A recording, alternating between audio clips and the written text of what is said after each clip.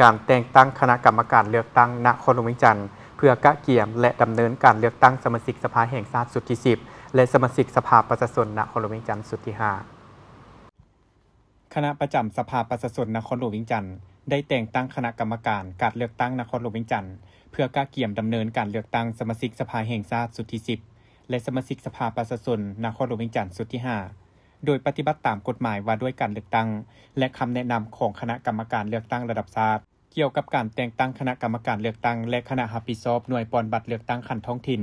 ดังนั้นคณะประจำสภาประชาชนนครหลวงเวียงจันทน์จึงได้ออกมติแต่งตั้งคณะกรรมการเลือกตั้งนครหลวงเวียงจันทน์ซึ่งประกอบด้วยบรรดาทานดังนี้ 1. ท่านเลขาคณะพรรคประธานสภาประชาชนนครหลวงเวียงจันทน์เป็นประธาน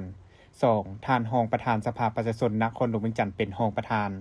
3. ท่านรองประธานสมาชิกสภาแห่งชาติประจำเขตเลือกตั้งที่1เป็นรองประธาน 4. ท่านรองเจ้าของนครหลวงเวียงจันทน์เป็นผู้ชี้นำเวียกงานเศรษฐกิจงบประมาณเป็นกรรมการ 5. ท่านหัวหน้ากองบัญชาการป้องกันความสงบนครหลวงเวียงจันทน์เป็นกรรมการ 6. ท่านประธานกวดกาพรรคหัวหน้าองค์การกวดกาแห่งรัฐนครหลวงเวียงจันทน์เป็นคณะกรรมการ 7. ท่านหัวหน้าคณะจัดตั้งนครหลวงเวียงจันทน์เป็นกรรมการ 8. ท่านหัวหน้ากองบัญชาการทหารนครหลวงเวียงจันทน์เป็นกรรมการ 9. ท่านหัวหน้าคณะโฆษณาอบรมนครหลวงเวียงจันทน์เป็นกรรมการ 10. ท่านประธานองค์การแนวร้าวสร้างชาตินครหลวงเวียงจันทน์เป็นกรรมการ 11. ท่านเลขาธิการสภาประชาชนนครหลวงเวียงจันทน์เป็นกรรมการ 12. ท่านหัวหน้าห้องว่าการนครหลวงเวียงจันทน์เป็นกรรมการ 13. ท่านประธานสภาพันธ์กรรมบาลนครหลวงเวียงจันทน์เป็นกรรมการ